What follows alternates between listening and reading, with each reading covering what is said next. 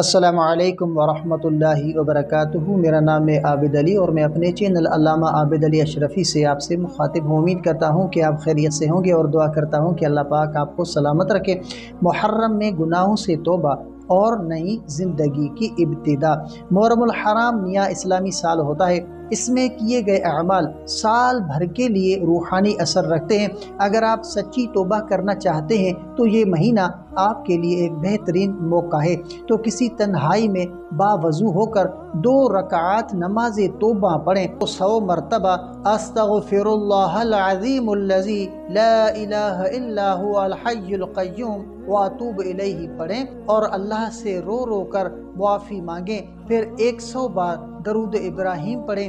یہ عمل دل کو نرم کرے گا، آنکھوں کو آنسو دے گا اور اللہ کے قرب کا دروازہ کھول دے گا۔ آپ کی زندگی میں نئی روحانی شروعات ہوگی اور پرانا گناہوں بھرا وقت پیچھے رہ جائے گا۔